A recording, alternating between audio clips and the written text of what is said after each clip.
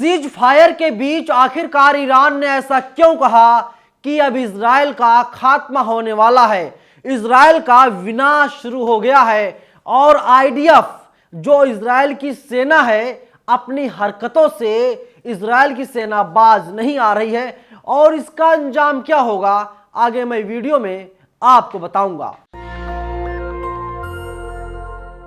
नमस्कार, मेरा नाम है नवीन कुमार नंदन और आप देख रहे हैं नेशनल दस्तक। आप सबको पता है युद्ध का आज 91वां दिन है, 51 डेज कंप्लीट हो गए और कहा जा रहा है कि सीज फायर पर सहमति बनी थी और आज तीसरा दिन है, लेकिन इजराइल की सेना जो है वो मानने के लिए तैयार नहीं है। इजराइल का जो शेर कभी हुआ करता था, दरअसल वो शेर अब बूढ़ा हो गया है और बूढ़े होने के साथ ही उस व्यक्ति का दिमाग काम नहीं कर रहा है। मैं बात कर रहा हूं नेतन्याहू की। तमाम मीडिया आउटलेट्स में खबरें चलाई जा रही हैं, तमाम टीवी चैनलों पर खबरें चलाई जा रही हैं और अगर उन खबरों की मान ले तो इजराइल का सत्यानाश होना पूरी तरीके से तय हो गया है। इजराइल के जितने बंकर थे लगभग सारे बंकर तबाह कर दिए गए हैं, क्योंकि फिलिस्तीन से लड़ाई लड़ना इजराइल के लिए बहुत ही ज़्यादा बुरी खबर है और अगर युद्ध को हमेशा हमेशा के लिए नहीं रोक दिया जाता तो नेतन्याहू भी इस युद्ध में मारे जा सकते हैं, क्योंकि ऐसा अंदाज़ा तमाम लोग लगा रहे हैं। क्योंकि हजारों महिलाओं, बच्चों, बुजुर्गों, मरीजों के गुनाहगार नेतन्याहू हैं। देखिए, न्यूज़ 18 इंडिया लिखता है, ईरान का ऐलान, इजराइल का विनाश शुरू। और वहीं वेस्ट बैंक में आईडीएफ ने आंसू गैस के गोले भी छोड़े हैं, यानी इजराइल जो है अब वो चौतरफा घिरता हुआ दिखाई दे रहा है। जब युद्ध विराम हो, जब युद्ध को रोक दिया गया हो, उस वक्त भी नेतन्याहू की सेना जो है, इजराइल की सेना जो है वो मानने के लिए तैयार नहीं है कि सीज फायर पर सहमति बन गई है और इसीलिए दुनिया के कई देश ऐसे हैं जो नेतन्याहू के खिलाफ हैं, इजराइल के खिलाफ हैं। यमन ले लीजिए, रूस ले लीजिए, ईरान ले लीजिए, ये सारे देश और उसमें हुती भी आता है, हिजबुल्लाह भी आता है, ये सभी लोग इजराइल के खिलाफ हैं। देखिए, न्यूज़ 18 इंडिया लिखता है, वेस्ट बैंक में आईडीएफ ने छोड़े आंसू गैस के गोले, बूढ़ा शेर, ऐसा क्रोमा चला रहा है टीवी 9 भारतवर्ष। यानी जो शेर कभी हुआ करता था नेतन्याहू, वो अब पूरी तरीके से बूढ़ा हो गया है।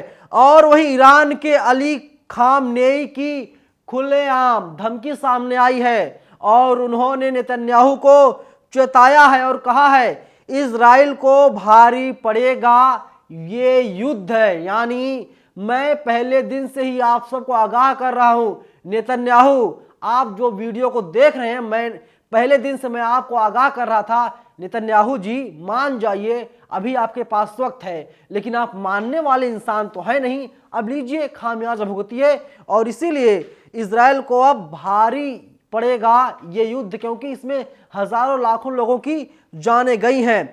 इजराइल के एयर चीफ की खुली धमकी है, उन्होंने खुली धमकी दी है, लेकिन उससे कुछ होने वाला नहीं है।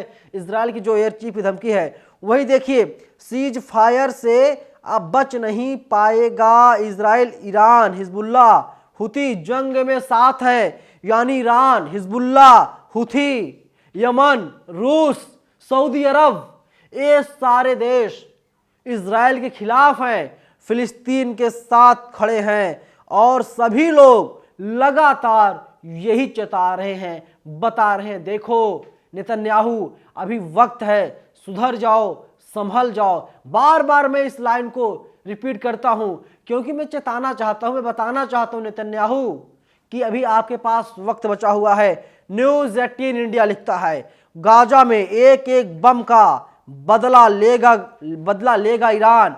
यानी अभी ईरान बता रहा, चेता रहा, क्योंकि तकरीबन 10 लाख सैनिक है ईरान के पास। पहले जो आंकड़ा था 5 लाख बताया जा रहा था, अब बताया जाता है कि करीब 10 लाख यानी 1 मिलियन से ज़्यादा सैनिक ईरान के तैयार हो गए हैं। और अगर जब ईरान कह देगा कि हमला कर दो इजराइल के ऊपर तो कुछ भी नहीं बचेगा। इसलिए नेतन्याहू अभी आपके पास वक्त है, 1.5 महीने से ज़्यादा का वक्त गुजर गया, संभल जाइए। आपको बार बार चेतावनी दी जा रही है, लेकिन अगर आप नहीं संभलेंगे तो बाद में मत कहिएगा कि आपका नाम, आपके देश का नाम नक्शे से गायब हो गया है। और वहीं देखिए, इंडिया टीवी लिखता है इजराइल हमास वार 51वां दिन है आज। युद्ध विराम समझौते के दूसरे दिन छूटे 13 इजरायली बंधक, मगर आईडीएफ ने हमास को दे दिया गच्चा। इजराइल हमास युद्ध विराम समझौते के दूसरे दिन हमास ने 13 इजरायलियों और 4 विदेशी बंधकों को रिहा किया। बदले में इजरायली सेना ने करीब 51 फिलिस्तीनियों को जेल से मुक्त किया, मगर हमास ने देर शाम तक इजरायली बंधकों की रिहाई को रोके रखा। इससे दोनों पक्षों में तनाव बढ़ गया था। यानी हर बार की तरह बार बार इस बार भी ये इजराइल की सेना और इजराइल के प्रधानमंत्री गुंडाई कर रहे हैं, दादागिरी दिखा रहे हैं, लेकिन बचने वाले नहीं हैं आप लोग। आपका बहुत ही ज़्यादा बुरा हाल होने वाला है और आपका बहुत ज़्यादा नुकसान नेतन्याहू होगा। मैं आपको फिर से आगाह कर देता हूँ, ऐसा ना हो कि बच्चे किताबों में पढ़ें कि एक प्रधानमंत्री हुआ करता था जिसका नाम नेतन्याहू था और युद्ध में मारा गया, क्योंकि नेशनल दस्तक ने उसे बार बार चेताया था कि देखिए नेतन्याहू संभल जाइए, सुधर जाइए, वरना अंजाम बहुत बुरा होगा।